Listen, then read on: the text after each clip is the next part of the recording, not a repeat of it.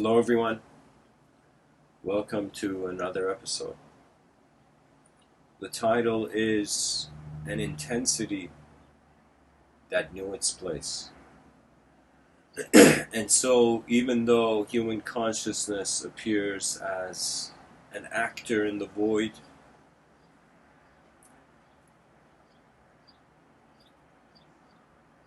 there is a significance to how the world happens.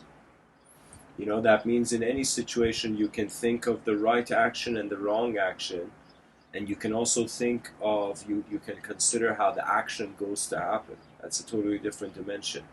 That means what the right thing is and how the right thing is done is two different things.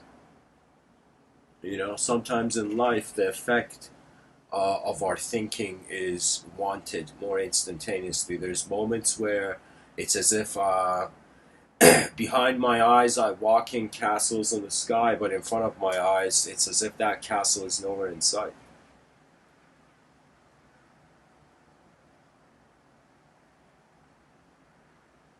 We are creatures that, because behind our eyes our inner realms have an instantaneous evocational quality about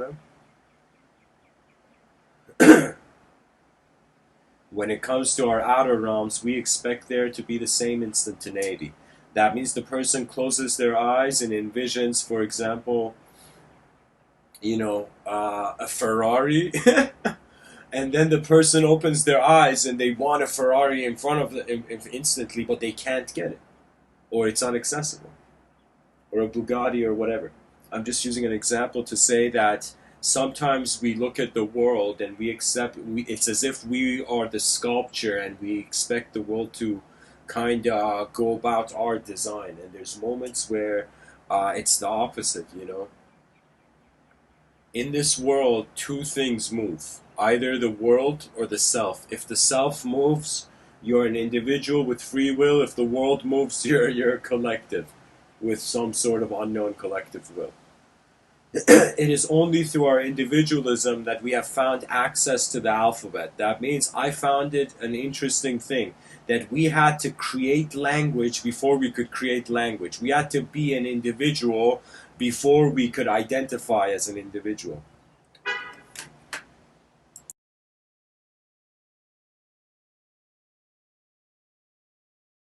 That means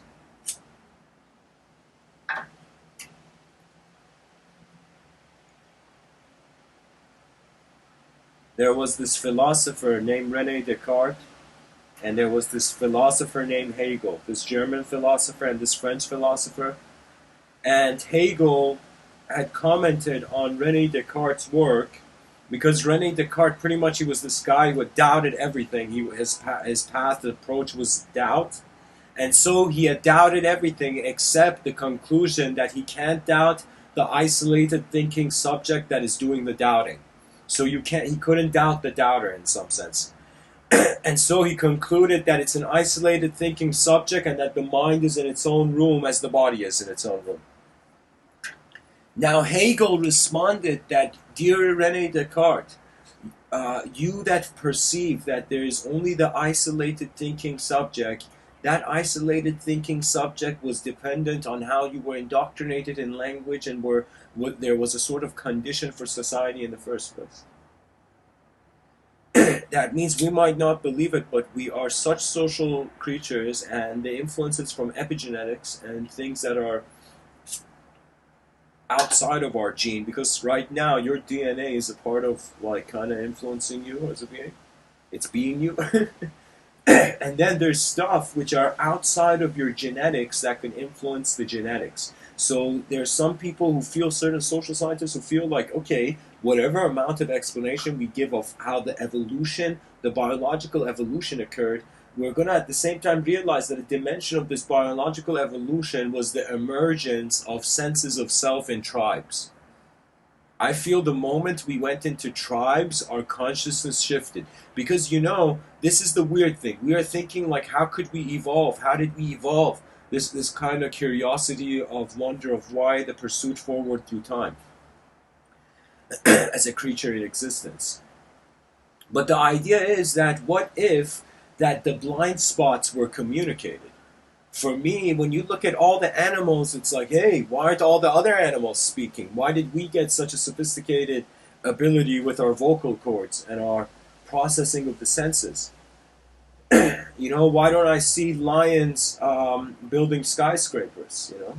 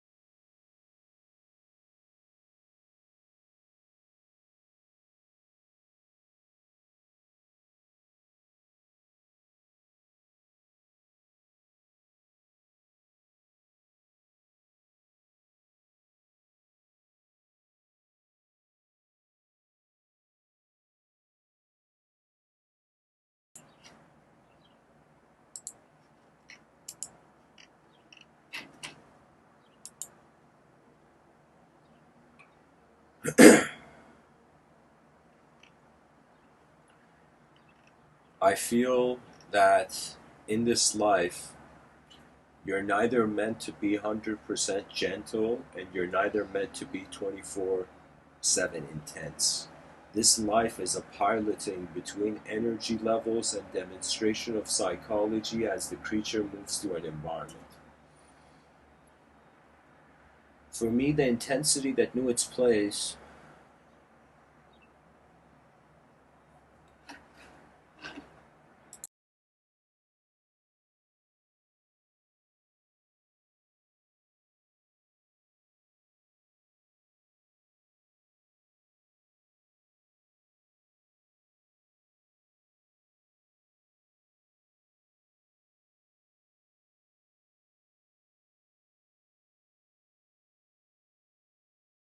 it's an appreciation of how the world is here and how you are in it and how there are others in it, to be honest.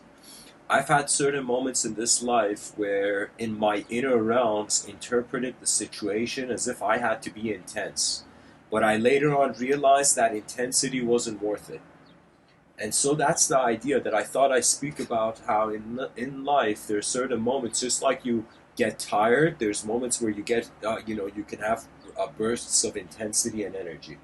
You know, when something becomes really important, usually the energy levels become more intense.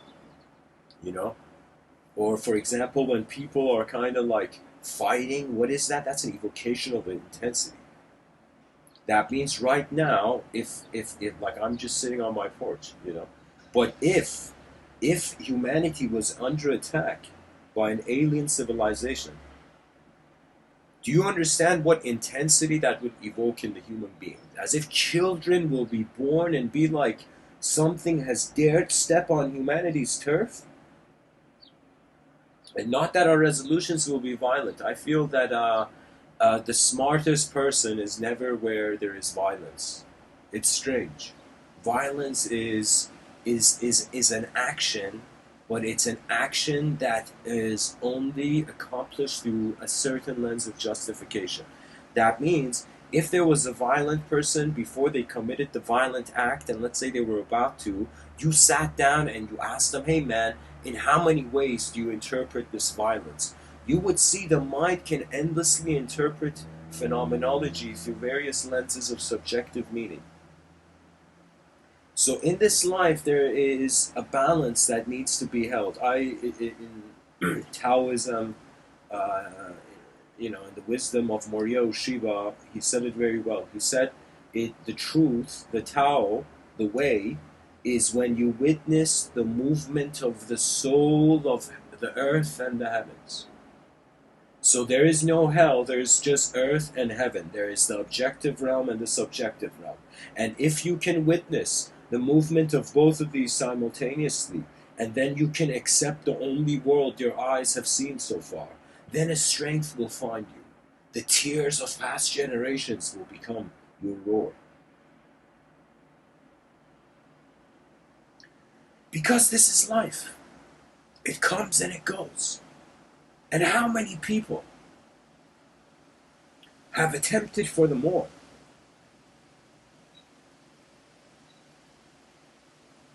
I hear birds chirping. I hear the wind move the dry leaves on the ground.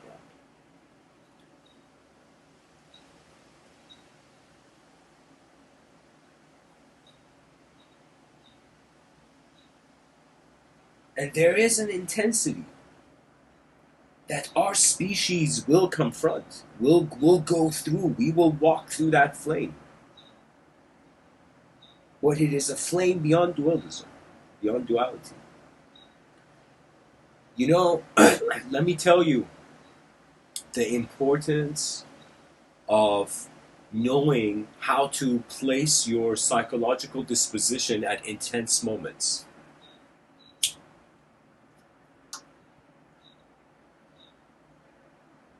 I'm a person who, when I was younger, I was raised in an apartment family, never had pets, very clean, kind of, hygienic family. And to a point, when an ant would come near me as a kid, just instant reaction, I would kill it. I didn't like insects around me, I would destroy them. Do you know, I went from that person who couldn't tolerate an ant on a table in front of him to a person who sat down in nature and I was in such a stillness that it's like a group of ants traveled around the mountain that my hand had become in that stillness.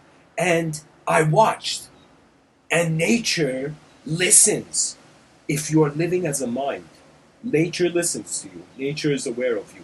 If you live as an image, then nature will, in some sense, you know that scene from Matrix 2 where Morpheus and the Keymaker are fighting on top of this truck, and Neo, that French guy, kind of makes him kind of go into the mountains or whatever, and Neo is flying from the mountains, and the last second when Morpheus and that Keymaker guy are about to die, Neo comes and grabs him.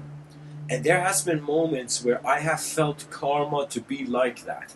As if karma is how you have offended not the honor of a self, but the honor of the world where that self is in.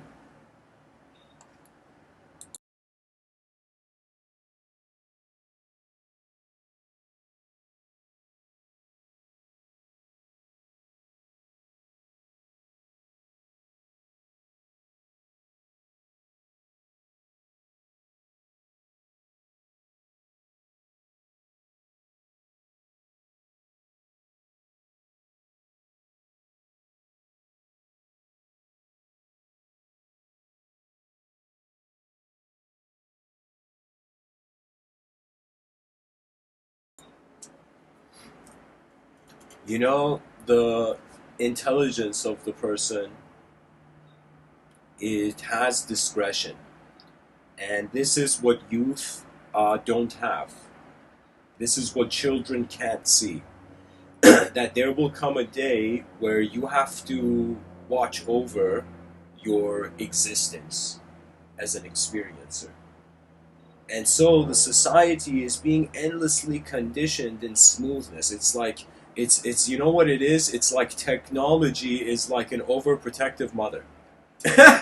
As Jordan Peterson says, oh my God, Jordan Peterson, Carl Jung. I mean, Jordan Peterson has just focused on Carl Jung's work, but Carl Jung went into this far and into this deep analysis of the psychology of the human being, and there are certain events that need to take place in your life which usher you into a new modality of living. And these have different phases, different times, and it's based on how much you are exposed to something. What does that mean? That means if you're a person who's just ate and who hasn't drank anything, you're gonna have a thirst for life. You know, if you're someone who's just drank something and never ate anything, you're gonna have a hunger for life. You know, and so this means that after some point you have to become a pilot of the planes of existence that are in your perception. And so I'm not giving everybody the solution. I'm just telling you, I'm that guy telling you that it's the solution. The route is within. We've been looking outside for a solution to this vastness, only to realize it's too vast to have a solution comprehensible by the inferiority of how complex we thought we are as beings. You know, it's like language is a beautiful illusion which the truth is using. You know, it's like the technology is an illusion, the user of technology is the truth. You know? You see, it's all about becoming acquainted with your mind and realizing the mind is not an object. And if the mind is not an object, how do you treat it? How do you handle an intensity that has no objective edge? That means, like a martial artist can look at someone who's about to fight, tell from the nose flare, from the way the guy stances, from where the guy's attention is, if the guy's going to attack or where the guy's going to attack. You know, the novice warrior looks at himself when he fights. The expert warrior looks at the opponent when he fights. It's as if he doesn't exist. He's looking to see the opponent's flaw. He's trying to see what the opponent doesn't see. And so, Mr. Within is saying, let's say your mind challenged you to a duel and now you're wondering what your mind doesn't see.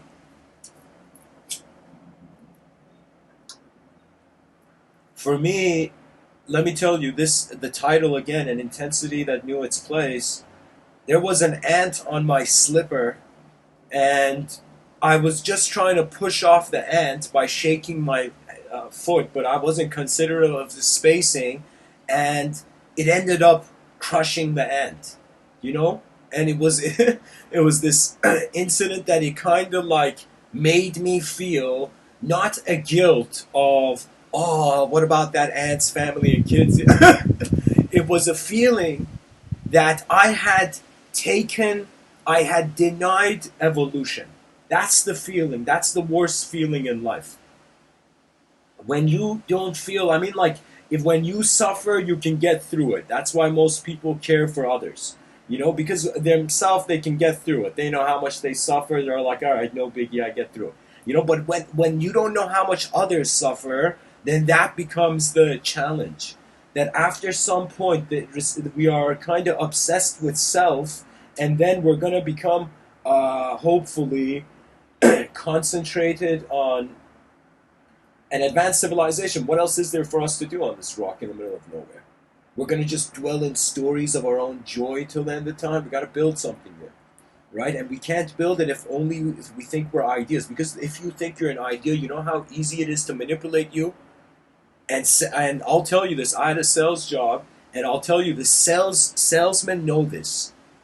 The difference is that it's people, they realize that the world is based on images. That means if someone comes and asks you, hey man, how are you doing? And imagine you're like, I'm doing terrible. I don't know, man. I don't know. It's bad. It's bad. It's like that person has no idea in what way you mean it's bad. That other person just hears you're bad. That's it. And remember, something said, people remember how you make them feel more than what you said to them. Unless you made them feel something before you said something.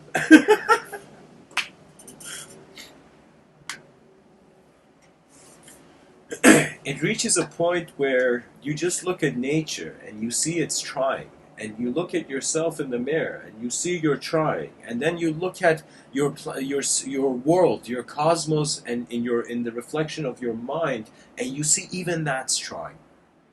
And so that's the thing. That there is, of course, a complete separate dimension of personality that the Homo sapien, our species, utilizes that other species don't.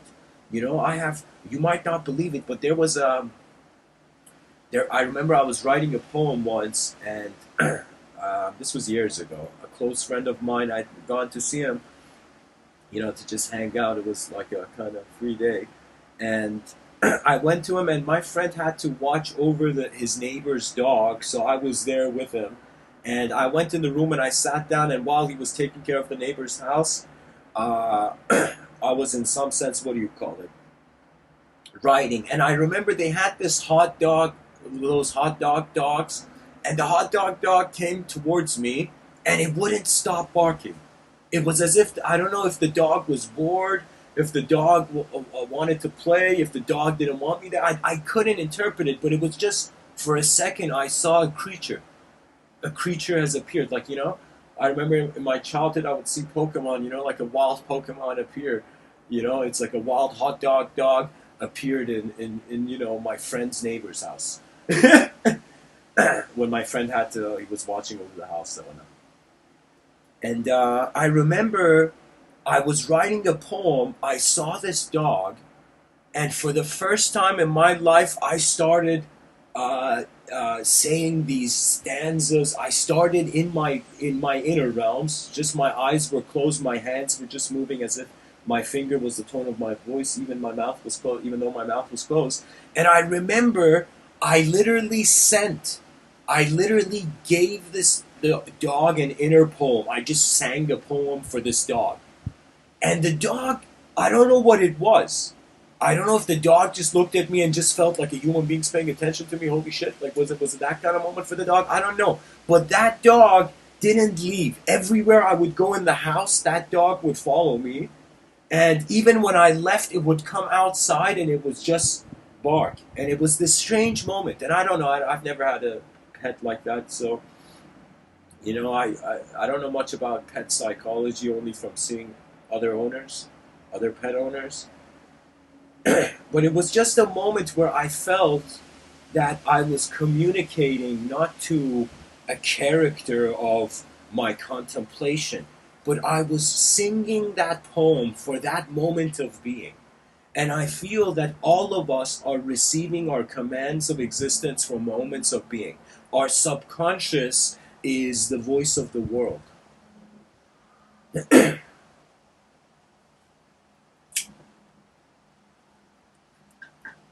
And so that's the thing, because so many things in life are not worth it. And only a certain level of experiential silence will give you this ability to let it pass.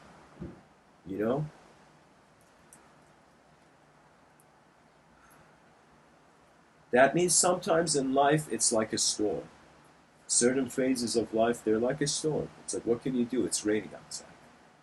But there are days where it's sunny. And on those days, the sky kind of invites all that has been on earth for eons. Get acquainted with your own intelligence. Think as if you're a guest. That means you are the honorable guest of manifestation. That means all of existence, all the fathomable gods and deities or classifications of how intelligence is beyond the sensory veil. As if you are a guest. You're a divine guest of the void. And so as a guest, that means this world is a host. That means you're in your guest. It's as if, imagine life was your closest friend and it was like, hey man, come and see me sometime. And you incarnate.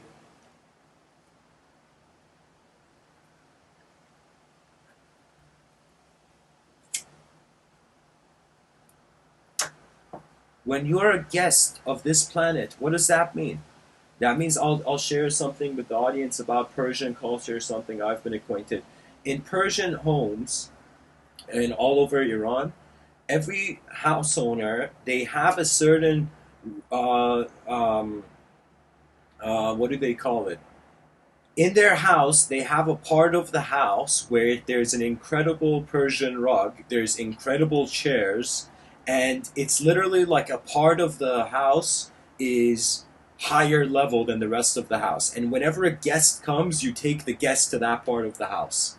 So it's this ingenious way of endlessly being hospitable by having a part of your house always be ready for guests and you don't use it. And so the first thing is, anywhere you go in Iran, and if you're a guest, the first thing they do is they bring fruit on the table, and they may bring pastries, traditional pastries, and whatever, and they provide something for the being. And if you for a second think of yourself as a guest in this world, it's as if this is what the host has given you: your eyes, your design, your existence, your DNA. This is what the host has given you, you know? And so when someone remembers this sense as if you have not just come here to be in the world with others, you have also come here to know, to see the world.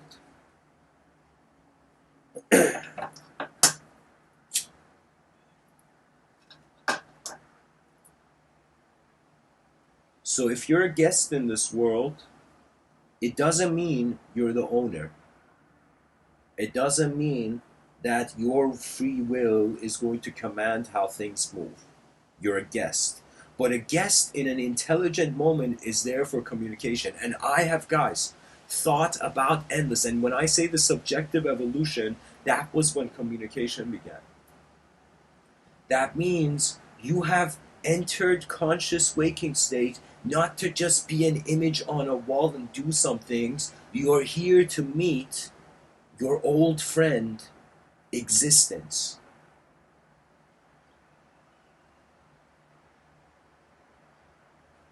Fear not the eyes that could never close. Fear not the sight that was here before the body was. Fear not the presence of energy that is conscious of itself. Do you know?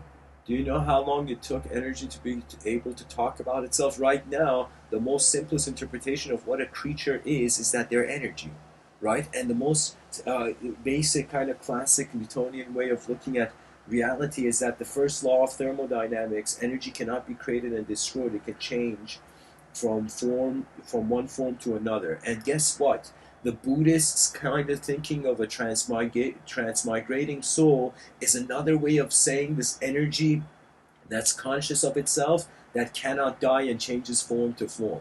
So I feel that scientifically we have more of an explanation that we are eternal than we are temporary. And I know this sounds odd, and some people may feel what I'm saying is bold or misaligned, but I'm telling you it's not. Because I noticed that it's an archetype.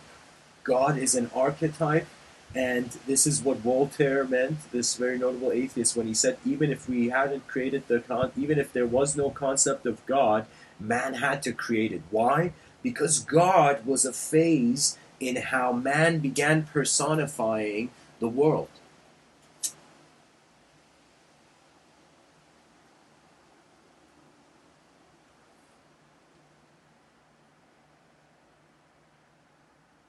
That means for me, it's very hard for me to see, like, what is this?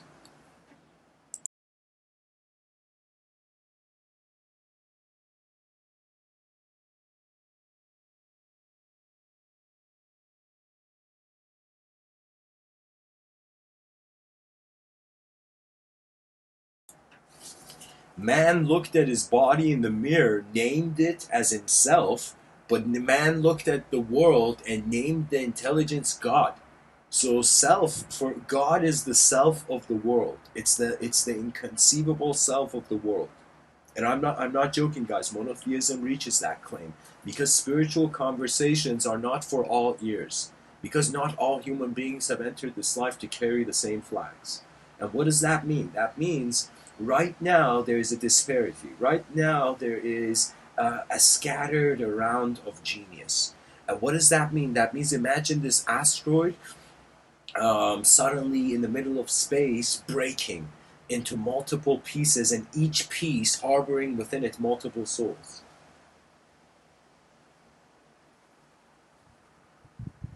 You see, the soul was a way of trying to unitize the unknown. You know, it's like the guy was like, okay, I got one soul, I got two soul, I got three. I got four souls, I got five souls, I got six souls. You're gonna be like, what is this? Am I infinite souls in one body? Like, and then you realize, no, you're just the presence of an attention that is free to move beyond space. the moment it doesn't interpret this time, the concept of time in the same. Intensity comes and goes. People should not fear their intensity. You should always test your strength, and as Elon Musk says, develop a feedback loop in this life. What does that mean? That means just when you look at it, it's honestly like it's art. What does that mean? That means the artist has access to multiple brushes and multiple colors before they begin drawing, right? And what does that mean? That means before you make an action, you have access to an internal multiplicity of various angles. That means it's like I kind of feel what I'm doing in these talks is that I am flying around subjects, and by flying around them, I witness different angles of them. Because truth is like the center of the circle, and belief, everybody who's believing in something, that belief is like the different degrees. So for me, it's weird. It's as if we were designed not to figure it out. And it makes me feel, what does that mean? Were we designed to just be pawns in a chess game?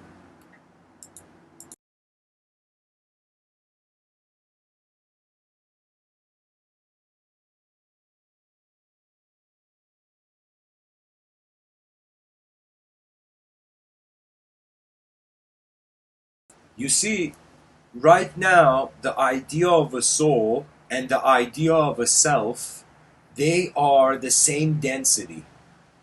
They're occurring in the same place. I'm telling you, anybody who has a wondrous view on this world, who's the unknown has called to you, this means it's unknown.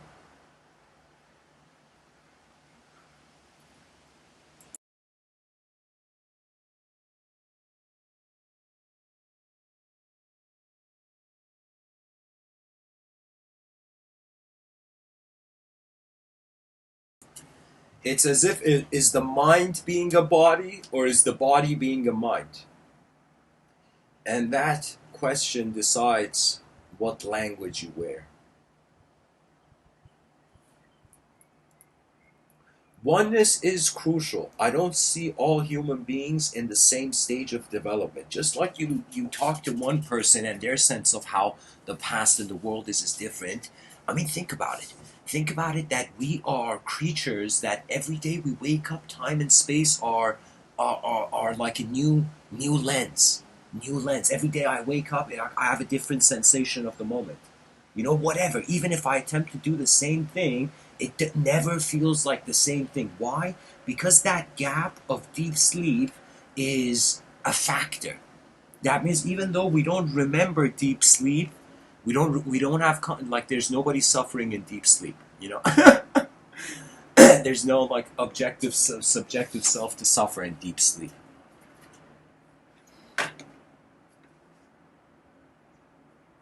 And this is why sleep is a portal.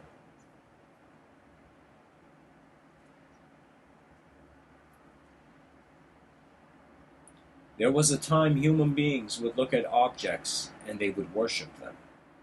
They would find a stick, a feather, some clay, whatever they could, and they would create artwork and they would worship their art. And then we had people who came to these idol worshippers, these pantheists, and slapped the idols and broke the artwork of man's inferior gaze. And it was then that man looked at the next artwork. And after idol worship, we moved to idea worship. We started worshiping language. We started orienting ourselves as a subject in the environment. And so that is like a tool in your hand, how you are being conceived or a concept to yourself.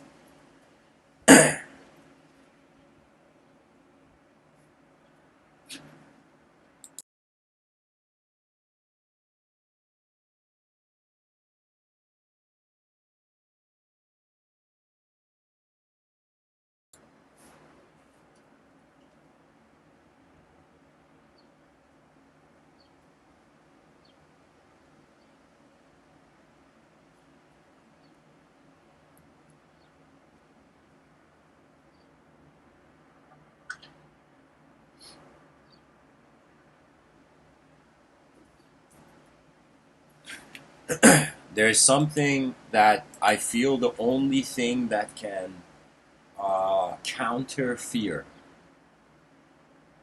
is when the result that you can attain from being fearless is more important to you than the result you get in fear.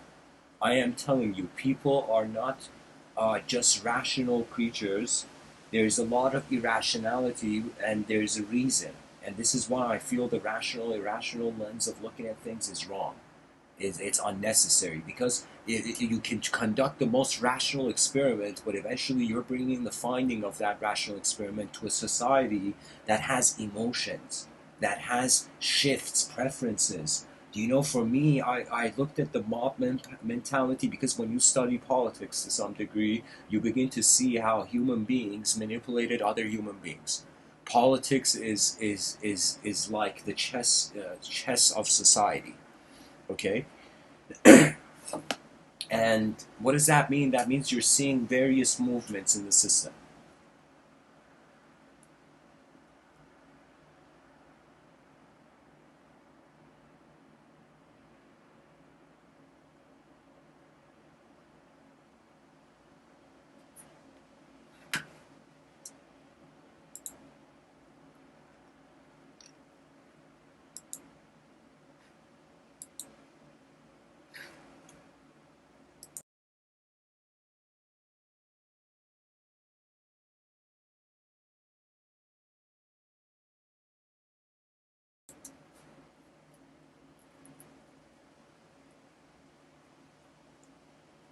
Alan Watts, and I feel like even calling him Sir Alan Watts, he deserved to be knighted.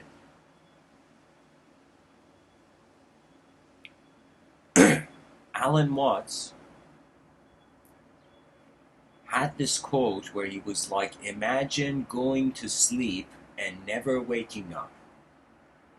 And then he said, imagine waking up having never gone to sleep. And that sentence, that second sentence, is where the wonder of an advanced civilization is. It is the glare that we need to pinpoint and follow. It is like you got to see it. In life, there's two things happening. And I feel it's creative. I even see death as a creative act, because death is the creation of space. You know, and birth is the creation of matter in space. And this creature moves, flies through the materialistic, the immaterialistic, and you know, every day new eyes visit you. You know, it's kind of like just it's probabilities, and it's us realizing how are their probabilities, how are their options, how is their free will, and then the glory of the individual will collectively be understood.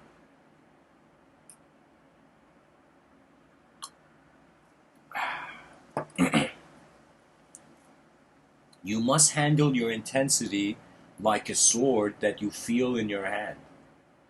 Like, I'll be honest, like I might like in these talks, I tend to be discreet and gentle natured. Probably I come across gentle natured, but there's been moments in my life where I've literally noticed I've been in situations, or when I was younger. When I was younger, it was this kind of mentality where I would fight. I would fight the intensity that would come towards me. That means there was a situation where, because in my youth, I hadn't fought the intensity of the world. I had been scared from it and I had just cowered away, so I hadn't discovered the nature of my own strength as a being. You know? And strength, that idea has changed in dimensional framework so much for me. There was a time I thought strength was physical.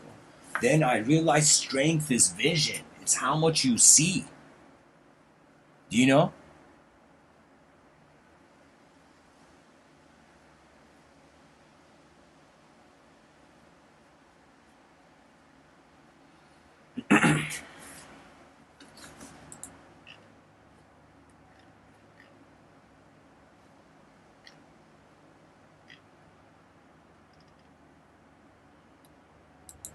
Usually when a human being breaks something that the inner realms deep down know it's unnecessary to break, there comes a sort of internal self-punishment.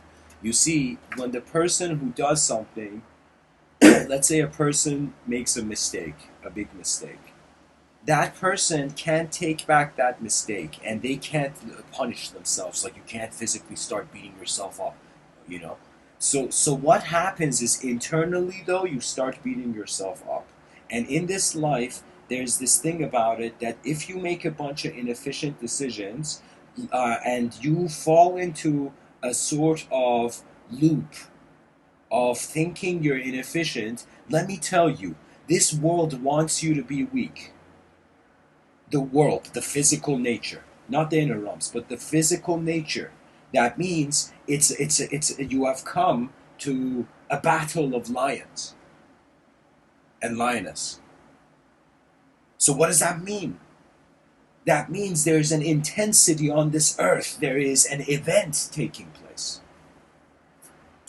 Human beings, after 4 billion years, have opened their eyes to do something. And it's all about the great work. For me, it's like, what's evolution's job? What's evolution doing? And what is it getting paid? And right now I'm seeing evolution has feared its natural order, so it has ran away towards a technological chaos. And if nothing is done, I predict, Mr. Within predicts, that in the next 120 years, children will open their eyes and it will be a time of tears and smiles, because there's going to be children who are, right now, we are like in a natural world wondering, is this world a simulation, or not? We're entertaining simulation theory. But in the future, we're like, is this life a dream or not? But in the future, it's going to be where the child is not going to know if life is real or not. Right now, we are in the real. We have access to the real. We are walking in reality. But the sophistication of the technology, that I feel like on some level, you got to think about it. What is the effort of design? Why should there be design in the void? Why should there be actors on the stage? And that's what I mean, it's the great work. It's when the question is so immense, so intense, that you stare at it and realize you cannot enter the question to find the answer with these eyes. Do you know how many moments I've looked at situations and I've had a desire? I've had a desire for that situation, okay? And a part of me wanted to just rush, wanted to just march in and go attain that desire, but then a part of me acknowledged that it wasn't my place. It wasn't my time. It wasn't the reward my eyes wanted. Even though it was a desire, even though it was a feeling that a part of your nature is calling you towards that, but at the same time, the mind is here to assist the body. The mind is the older brother of the body, and the soul is the older brother of the mind. And when you realize this, there is the strength of your free will. It surpasses atomic, the stationary position of an atom.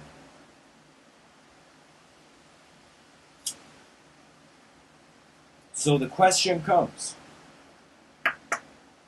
if atoms have become human beings, what shall human beings become?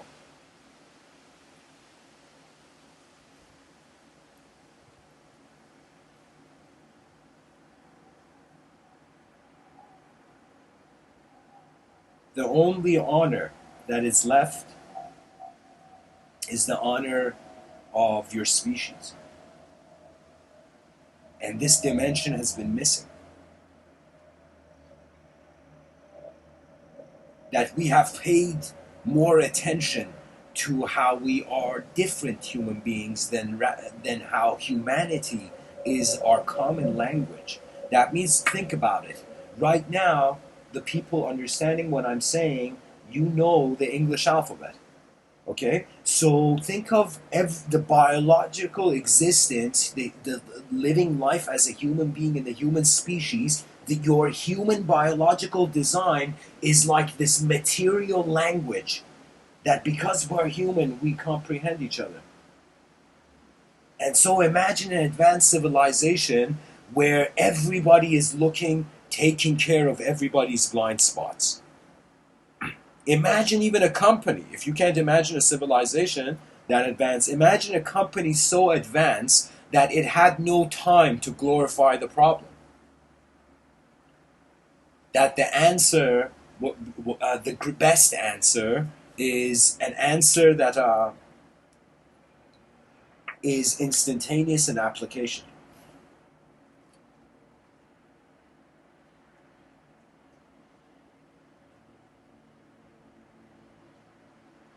Anything bigger than yourself you attempt, you will become the bigger self to attain it. So the issue with fear is that whenever you see fear or whenever you feel fear, that's a blessing. Your intelligence, your alertness, your attention is updating to the actual circumstance.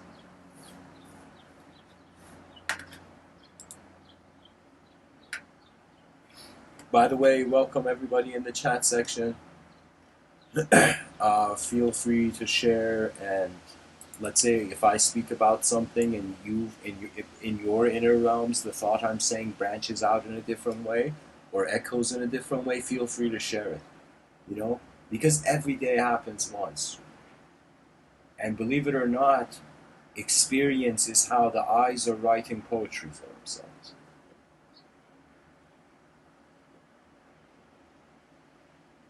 There will come a time where you will have to feel the emptiness of your hands. And you will just see that the only thing you ever had was an approach. And that's it. That means the only thing you can ever judge human beings on is that they just approached. And this is why I'm saying in an advanced civilization, judgment is not cruel. Judgment is serious. Serious doesn't mean cruel. That means some people, like, do you know how savage life can be? Do you know how many fathers in this life, didn't let their daughters out of the house? And then the daughter, for example, got married to a husband, and the husband didn't let the daughter to go out of the house. And it was as if, like, the daughter was just living indoors. Do you know? I mean, that's just an example that comes to mind. But I'm telling you, there has been a lot of savageness. Back in the day, people had no discretion. They had no tolerance. The guy would get insulted, that other guy would get insulted. They would both take out their swords, and one of them would die, and the other would get wounded over nothing.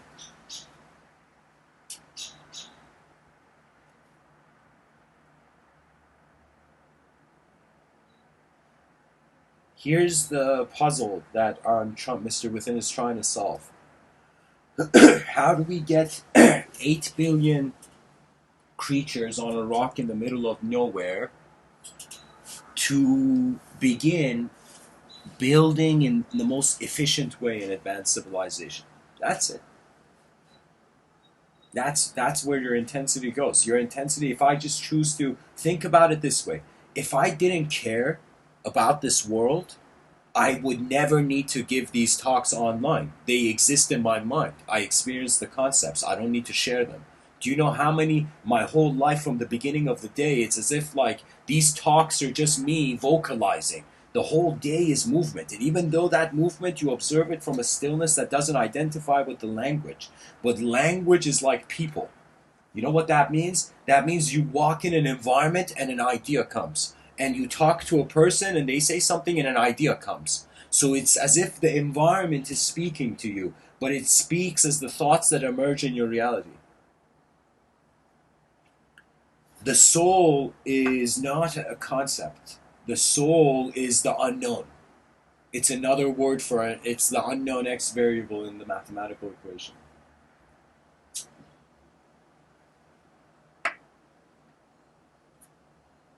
Because in mathematics, we know something about infinity in mathematics. That infinity plus any number plus any value is infinity. So if we say x is an unknown variable and x is the soul, and we were through mathematical language trying to see this situation of consciousness, it would be as if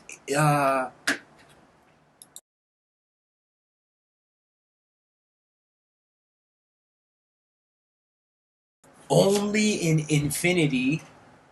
Okay, here's the idea: infinity plus x, infinity plus 1 equals infinity. Infinity plus x will equal infinity. So infinity is what is superior to the soul. Infinity is a state of mind where is the only way the soul can, and it's not even a shape. The soul can only know itself because it knows it is not the infinite. It's not even a concept to be infinite. It's not a value. So it's like infinity. It's like an infinite objective known universe plus an unknown subjective inner universe. Okay. And so that's the thing. That means if the objective realm is infinite, it looks like endless stars, endless galaxies as far as the eye can see. Then that's like infinity plus whatever valuation you give our inner realms. Therefore, we even though right now we're living as individuals, we have actually known infinity. We just know that whatever you add to infinity in mathematics is still infinity. So do you see what I'm saying? That movement beyond the language threshold is either through the exit, through the doorway of the infinity, or it's through the doorway of the singular void. If you right now feel as a character in a story, this character in a story, it's in a dualistic language, it's a dualistic technology.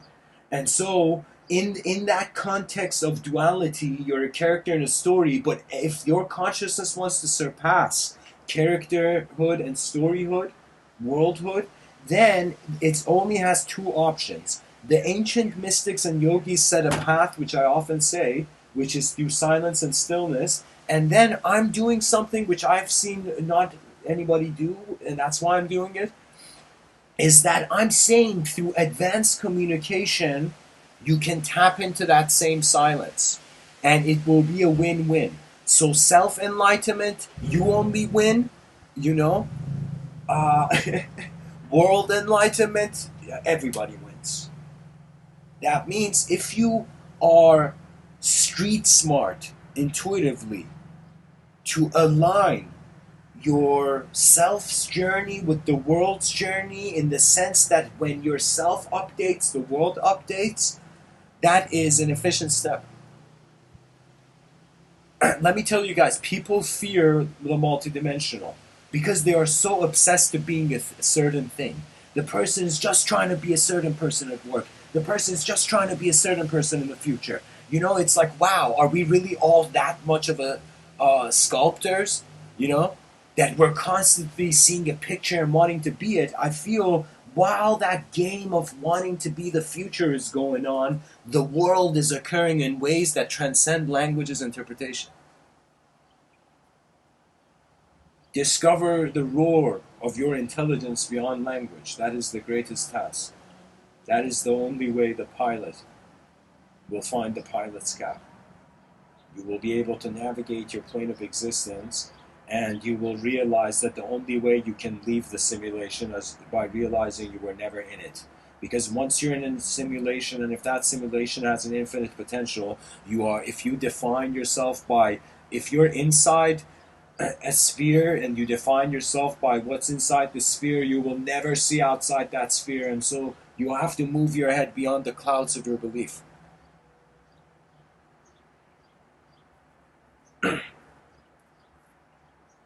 The pilot of consciousness is infinity's velocity. There's a direction to the speed of phenomenology. Let us stand as such an advanced civilization that if in the future extraterrestrials, I honestly feel, guys, I'm not joking, there's a little time span. There is maybe potentially, I don't know how, like right now, I don't have a good sense because I don't live in Silicon Valley. One day, I hope so. I do. But I don't know how fast technology is going towards a point where it's going to be out of control. There's always unknown variables in war. You never know what warriors are in the opponent's army. You know, imagine you have a kingdom and your kingdom is at siege.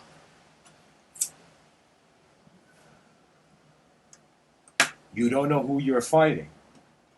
And imagine you realize you're fighting Achilles, only to realize that without the knowledge of Achilles' heel, and Achilles is this myth where Achilles was held by his heels, you know, and that's why, and his mother dipped him in this fountain of youth or something, so he became this immortal warrior.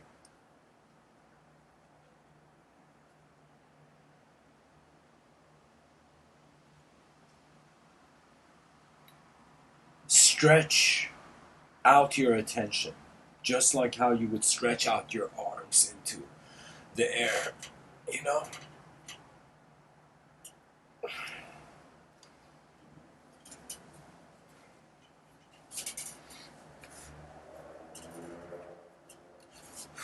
I feel that, you know, what will save society?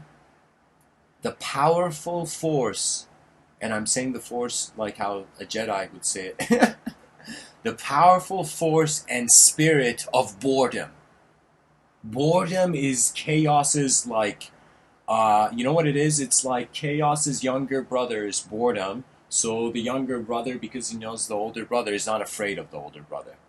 You know, knows the older brother is stronger, but is not afraid. So when you get bored in this life, that's a moment where it's a reevaluation of again velocity of life, the direction and speed of what is going on. And isn't it the case that what we desire is based on how well we saw something? That means your desire is so like a balloon that it gets popped the moment you realize insight shifts desire. There was a time where I didn't value my mind. I didn't even notice it. And believe it or not, in my youth, if you asked me if I had an imagination, I had a twin brother, and uh, you know, his inner realms were active early. You know, my inner realms, I felt like I didn't have an imagination. At most, I could imagine just like sentences I would write on a piece of paper. I could imagine it, visualize it in my mind. I could visualize objects, but I didn't have my inner realms move before my outer realms. That only happened in 2011 when I noticed I had no idea who I had been all these years. And in 2011, I was sitting on a rock in the middle of this river in Edwards Garden, and I'll never forget it. I was looking at the water kind of go forth, and I felt the water was a perfect metaphor for time, and I noticed myself just existing in the space, and I just asked myself, like,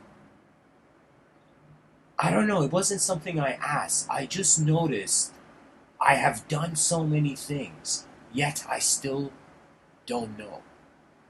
And for the first time, it was as if the unknown had put its hand on my shoulder in all the attempts of my knowledge so far in that moment. I was consolidated by my I was I was calmed by my unknown. And that's it. That's where the spirit of exploration comes. We're an explorer civilization. We have to look around.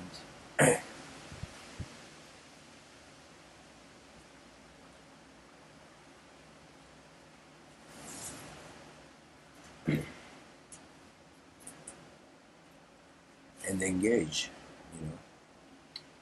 So anyways, guys, this is the end of the talk. Thanks for listening. If you're an intense person in this life, learn to wield it. Um, the mind is the greatest weapon. And the weapon is, in some sense, how can I tell you? You should see the mind as a tool. That means the mind is the tool that you use all the other tools with. And what the mind is, it gives observance ability. So if you just go and look, I'll tell this, guys. I want you to go, whoever's listening to this, today try this out, or at some point try this out. Go to some yard, okay, and just stare at a part where there's just the soil, where there's flowers and dirt and the tree, and just stare at it and test yourself and try to see if you how much information or consciously how much relationships you see in that one in view. You'll be fascinated. The more your attention becomes single pointed, the endlessly you see the evolution of the design of where your attention is.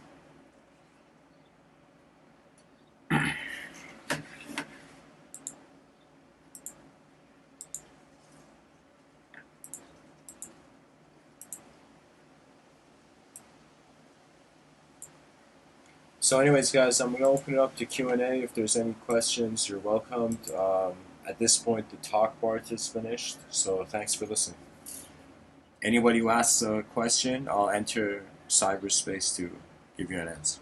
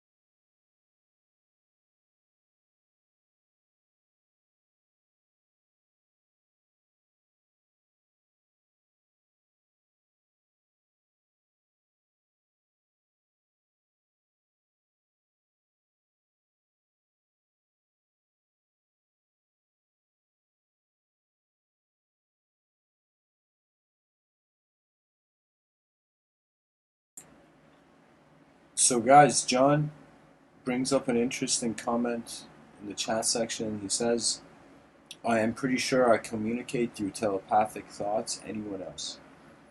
Here's the thing, man. I've looked at this idea, and I've actually talked to a bunch of friends about this.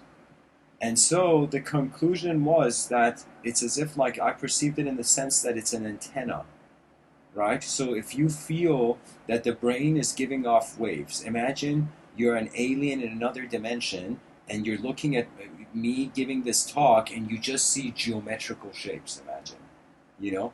So it could be that telepathic existence is a different reinterpretation of reality and how communication moves in that reality. So it's kind of wondering if beyond the fourth dimension, are we individuals, or are we one field of activity? Because if we're one field, it's like the ocean is communicating to every part. The ocean doesn't need to speak, but the icebergs can break apart from each other.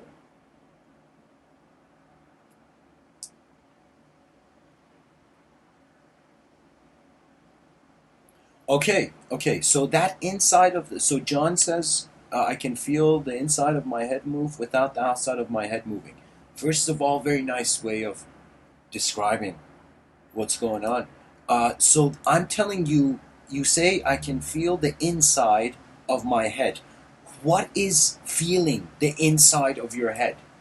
And I'm telling you, it's attention.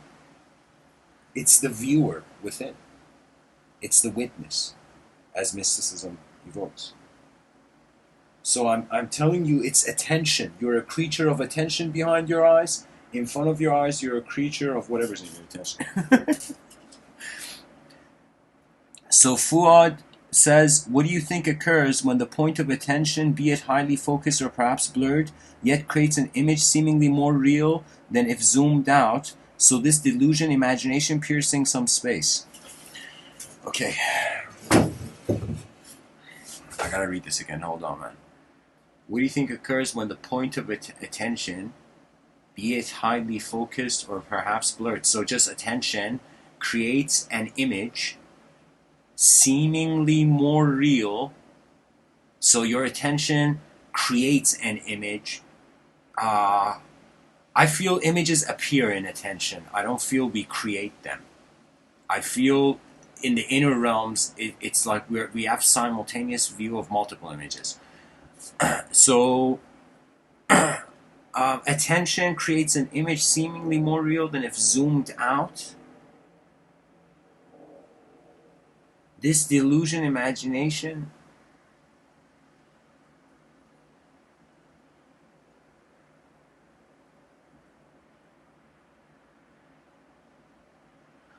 here's the thing. It's oh, okay. Is it this delusion, imagination piercing some space? Okay.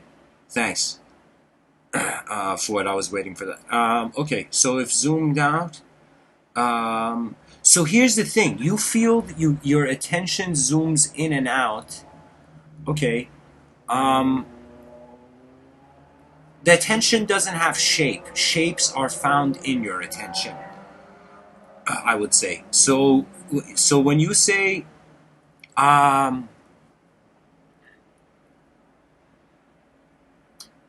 just a second, Ford. I'm going to read the last part of your sentence again. Okay. Okay, so imagine I have my attention. My attention creates an image. That image is more real than if I zoomed in. And if you're saying if you zoom in on something and you don't have a so that means if I looked at only Mona Lisa's lips, for example, you know, and I didn't zoomed in and I didn't see the whole painting, would that me, for example, zoomed in or just zoomed out be a delusion? So if I choose to consider that I can zoom in and zoom out, then you're left no choice. You'll always have that unknown dimension. So I would say it's instead of calling it a delusion, let's call it unknown. Your attention is oscillating between the known and the unknown. You know? So I would say think of it this way. Think of the mind having access to these three states. And guys, this is just, I'm using it for metaphor's sakes. So just like a substance can be in a solid state, a liquid state, in a gas state, ice, water, steam. So when we look at that, those states, so it's kind of like that. If your attention is on the outer realms, there is no inner realms because you're being the outer realms. How could there be an inner realm? You're being the outer realm. Jean-Paul Sartre would come and shout at you and say that there is no essence beyond the surface. The surface and the essence are the same. But if your attention is in the middle, where it's 50% known and 50% unknown, usually I pilot through that. Okay? When it's 50% known and 50% unknown, that's when your attention is like, it's like half reality, half on. It's like, okay, physical reality is full known. The mind is half known, half unknown. The soul is pure unknown.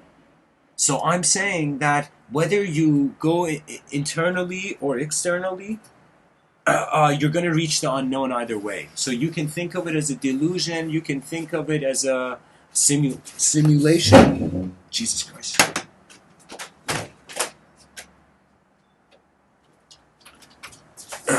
Okay. So yeah. So okay, that's different. You see, there's different approaches. There's a inquiry about the nature of attention in just the sobriety of your conscious waking state, and then there is the alteration of attention consciously. So it's like you can say, imagine there's a glass of orange juice, and imagine you believed orange juice will alter your consciousness. Okay, and so you drank a glass of orange juice and you made it such an important event and such a conscious moment, and you drank that orange juice and you were like, whoa, man, I see the higher dimensions, right? So I'm telling you, it's a movement of consciousness. Terence McKenna, if you're speaking about mushrooms, I mean, I've heard some of Terence McKenna's work. Terence McKenna, he doesn't encourage this recreational, savage kind of everybody order mushrooms on your pizza approach. Terence McKenna is saying that you go, even if you try to experience native Amazonian spirituality, okay, or metaphysics, you would, in some sense, Terence McKenna would say you would be still.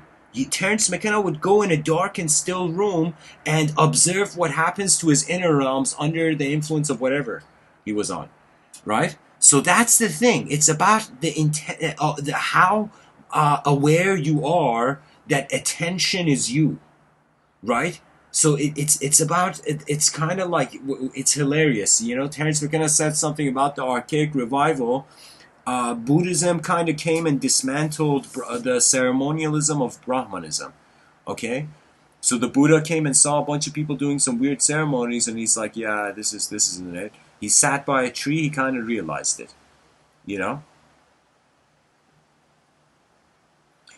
I treat it like this, guys. I say, in front of your eyes, you are an object. Behind your eyes, you can be a subject and beyond. And if you want to become acquainted with the beyond, let's say you're someone who's wondering if the world has deeper layers to it, that's pretty much spirituality. And mysticism, the whole term, like, it all means anytime you wonder beyond the sensory perception. Do you see what I'm saying? You are a commander of your vision. But your vision is also, the world is its commander as well. So this is why, when it comes to living as an objective being, it's a totally different attitude than living as a subjective creature. And I feel we're getting close to the language threshold as a species, and we shouldn't fear the unknown, and it's the archaic revival of the unknown. What does that mean? That means the world was more unknown back in the day, and the known was less. Now it feels in our own inner realms that it is more known than it is unknown.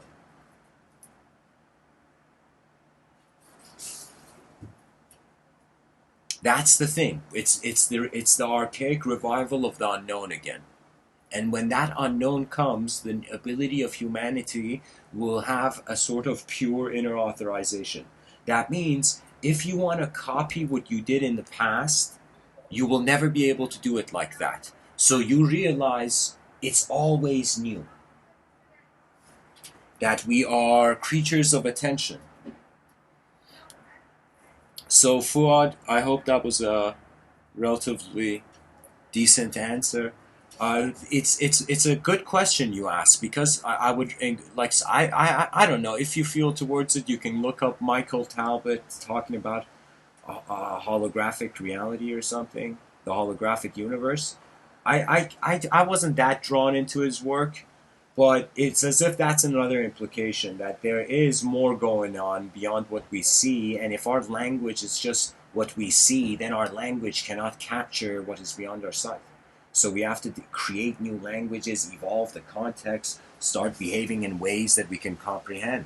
How we are simultaneously being the witness of everything we're doing, whether we're conscious of it or not.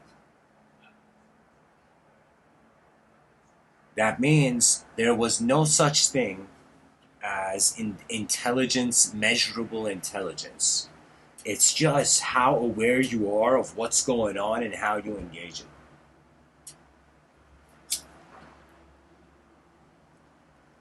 And people, I feel now we've reached a point where people have learned enough from others. What does that mean? That means the task of the external guru was to make you aware of the inner guru, or you'd be following a stranger for your whole life. You know? The whole point of it is that everybody's DNA is like you've been given a rare instrument. Nobody has this instrument, and nobody other than your own eyes can play this instrument. When you realize that's the game, it's not about belief system or language or what idea is a better picture of truth in a changing world, you know?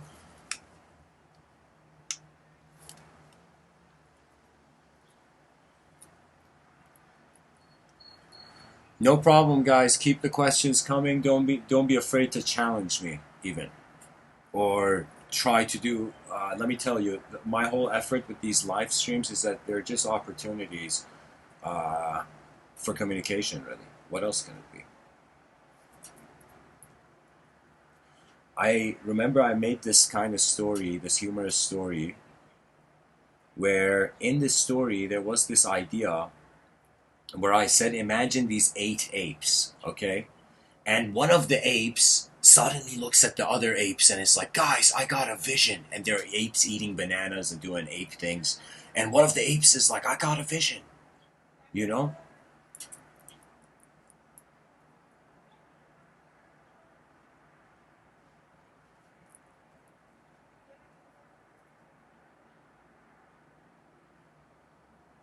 The other apes look at that ape and they're like, what vision? What did you get?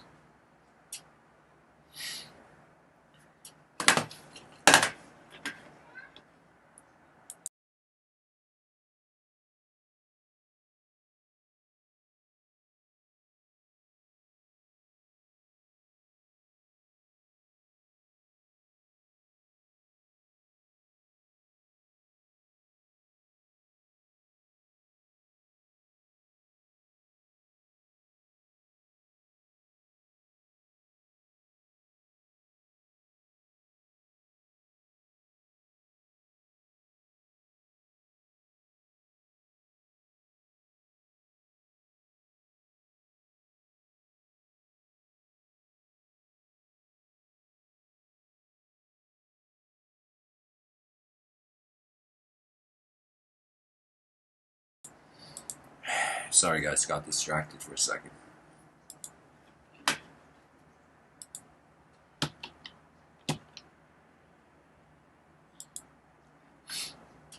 Pretty much, one of the apes says, I feel something's coming. I feel there's this.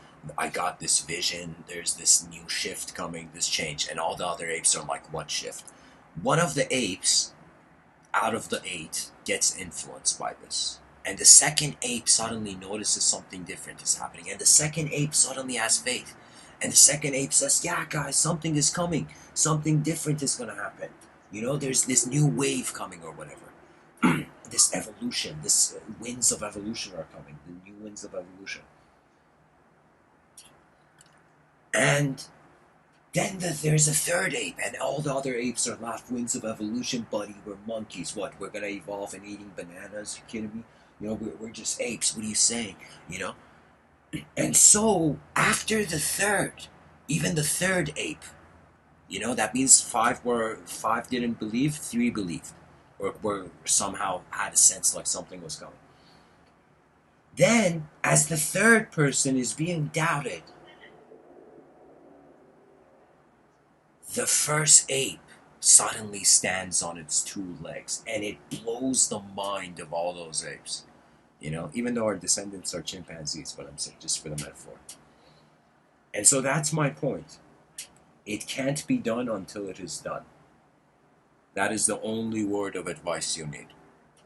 It can't be done until it is done. If you can see a way something is possible, that's when you have to trust yourself. If you see something that is impossible, that's when you need to trust your world to something. That means I see like, yeah, extinction is very obvious, but I kind of thought about it and I suggested this idea of civilization 2.0, and that's the thing, that the problem, no problem has an answer right away. It is only, it's like the more you study the problem, it's like, why is this problem moving in this way? What is the deal with this problem? And you begin to see the problem could be there because your inner realms are on it, and the problem could be there because the outer realms are there. That means if you as a human being, let's say you're someone who thinks you're stressed or there's depression, like I was reading depression stress statistics and I'm like, who is going? Like, are depressed people filling out surveys? You know? And so there was this huge number in depression rising. Now, whether you believe in the statistics or not, you can kind of look at life and see, like, wait a minute, our ancestors had to go fight in battle and they would get killed, you know? But we are suffering because, I don't know, the air conditioning isn't fast enough, you know?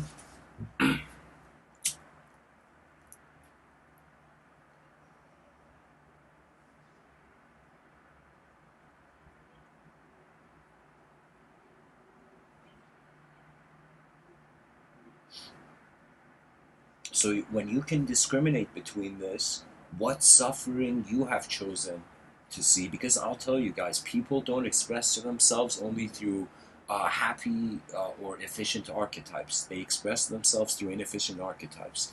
That means I can't tell you. Uh, I've had certain friends I've spoken to, and it's as if the friend endlessly shares the problem, but it's like it's not a problem. It's like they just want to share it, you know?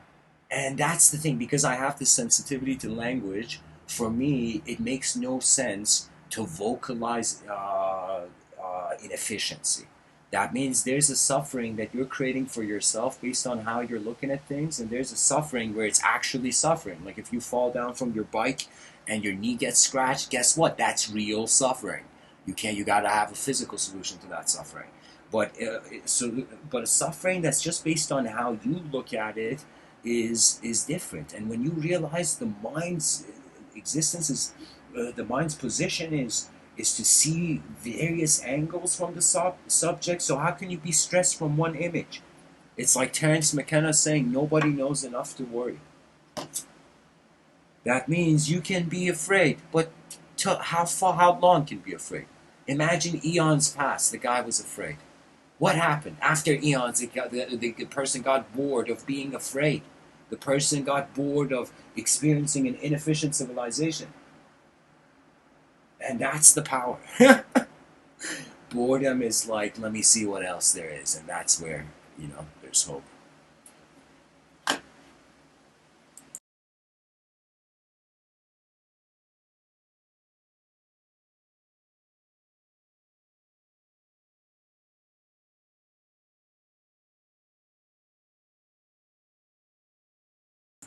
So Aziz says how to create loop point. What do you mean by that, Aziz?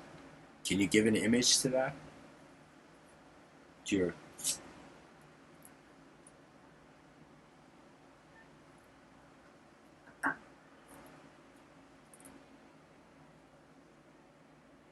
Here's the way. Before you study your nature, you have to communicate with the mind that comes across to you as the awareness which feels like the Parabrahman of the world. So you gotta kind of befriend your mind and attain its allegiance. You gotta befriend your body and attain its allegiance. That means you should, when you are existing as a being, you're existing. Now is your time. You know, it's like, when else can you exist? You know, when else do you have a chance to see who you were in this life? Or who you could have been. There's so many risks. The past is just saying, do what I did. But the future is saying, do what you can.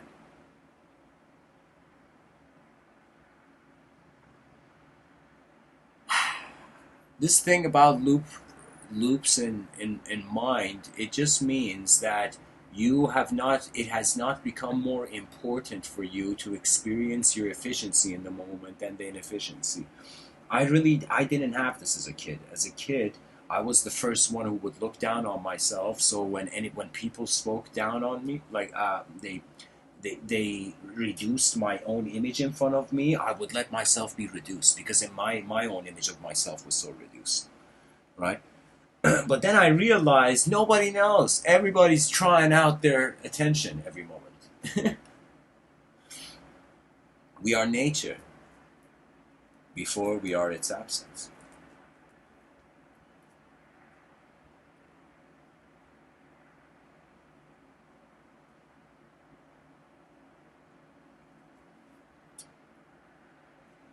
So, if there's more questions, guys, keep them coming. If not, I will stare at this tree in front of me.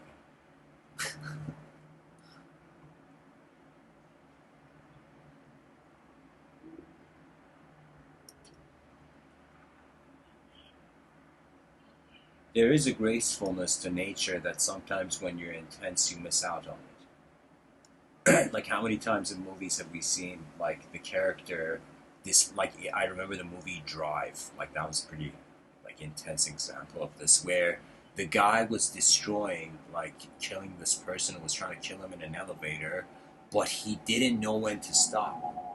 He didn't know the place of that action in the mind of the other. That means for a second it was as if he didn't realize there's someone else and there's another human being. And so that's the thing, that it's like we have to observe humanity. I mean, all of law and civility of civilization is based on our ability to keep certain inner values intact. And when a human being loses their humanity, they become either a machine of nature or they're used by machines. That means the greatest ability to cultivate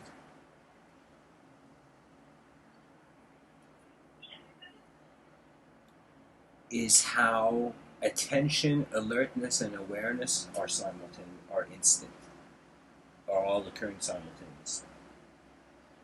Alertness has to do when your awareness is to how the world moves. That means there's moments where I go into a room and like a chess game, I don't make the first chess move. I'm just silence. I'm just the part of the silence of the room, and I listen. And there was a problem I had with listening. And of course, I think till the end of time, people are going to think I have a problem listening to what the external realm wants. But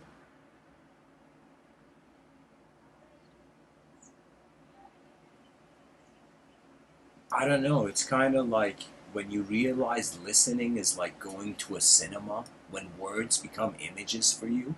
If when I speak, you see some sort of film behind in your internal cinematic,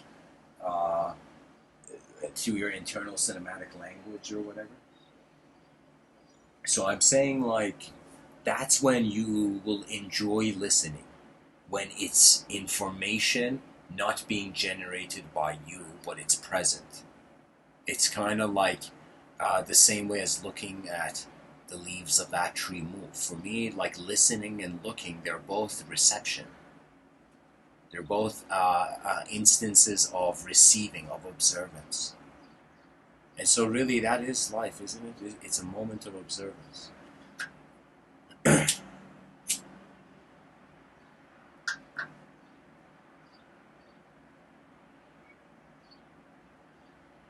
And it's, I don't know. I mean, I can also say that you gotta also be simple in certain states of life, because sometimes when you zoom in at the wrong time, you don't get a sense to how to conduct things properly, you know? So that's why I'm saying we're all pilots, and we're piloting our attention as our plane of existence. That's I intentionally I'm using the word pilot, because I noticed it's just like if someone navigating an airplane, we're navigating our inner realms with all the content in it as its passenger. All your memories and visualization ability, it's all being navigated by your attention. And your attention is a presence, and your presence has to do with your being before you moved. So what does that mean? That means study yourself as matter and study yourself as awareness space. And you will enlighten yourself in a way where it's not conceptual. You've wondered about how the light is in your eyes, and you have come to your own knowing. And then I poetically say, when that idea of the self goes away, that is how the New Age community is running around trying to activate their DNA.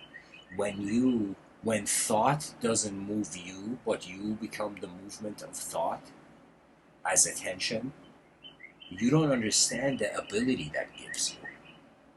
And an instant ability is you can navigate as a geometrical vehicle in your inner realms. I do it often. And when I say I navigate as a geometrical realm, that means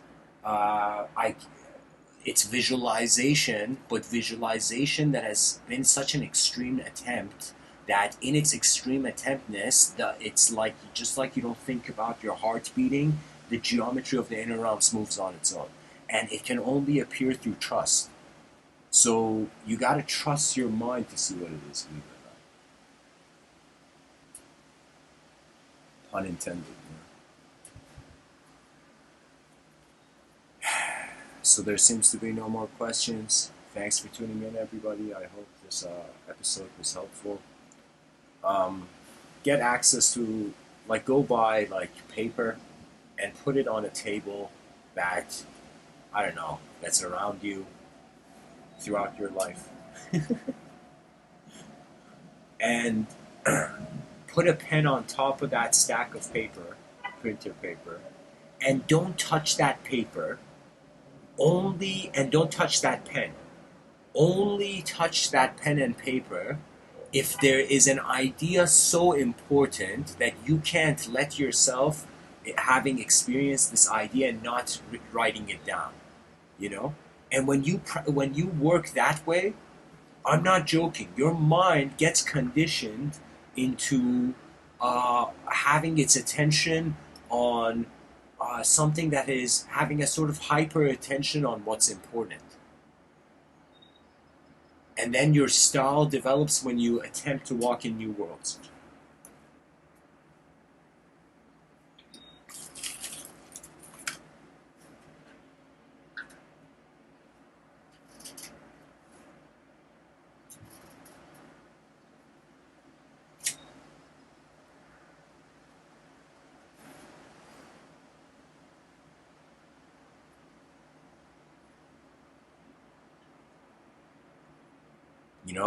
I kind of heard the concept of the birds of paradise.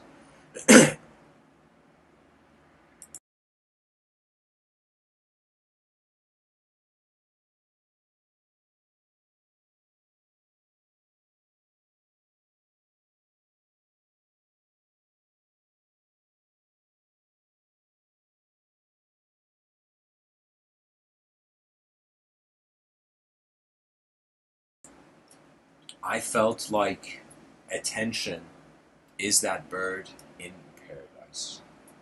I feel our bodies will experience the consequence of how the biological program goes forth. But our minds, the attention, the nature of the attention, how we experience our attention, who we have thought to be, and how we have thought to be that.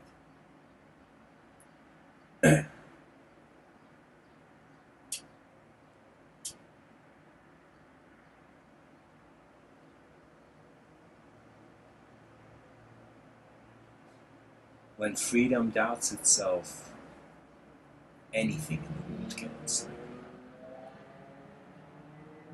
And freedom is not a shape, it's an attentiveness to the most efficient possibility. Because if you have the freedom to do to make a great decision, then freedom is that great decision. If we have an ability to build an advanced civilization, what are we waiting for as a species? And I feel we're waiting for a new ethos. We are waiting for a story that will cause us to run in the streets of the world that we wanted to leave behind.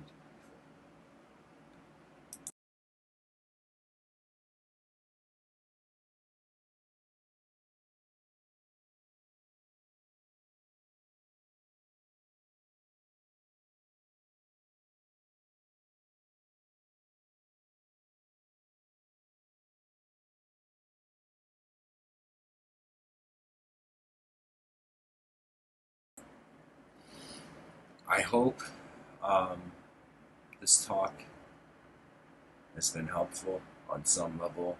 We're just creatures making mouth noises.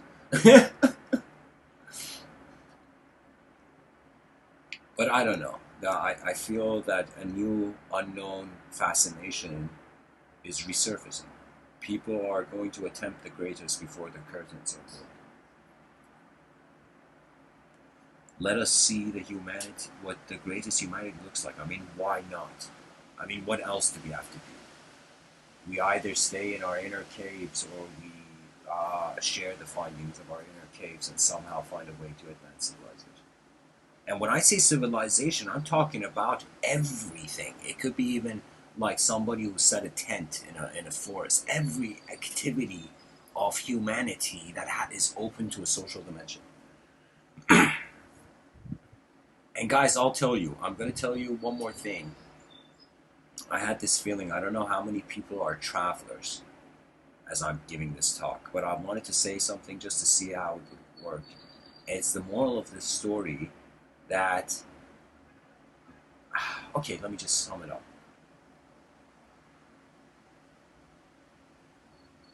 For one day, don't have an opinion on anything and watch your day. And trust whatever happens, just as a test for one day, you know? And honestly, if your intelligence doesn't get a sense that it's working, it will feel static.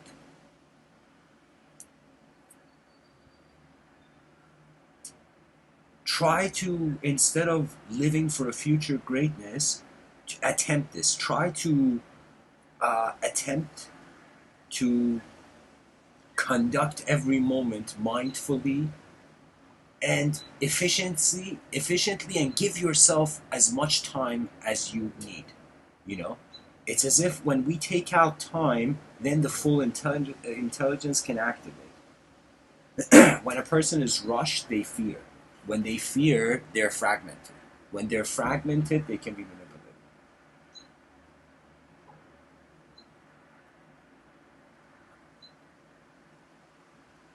When you find your true eyes, or your real eyes, as they say, realization. A real eyes nation, yeah. A nation filled with real eyes. You know, that's the greatest realization. Realization. Anyways, guys, thanks for tuning in. Blessings.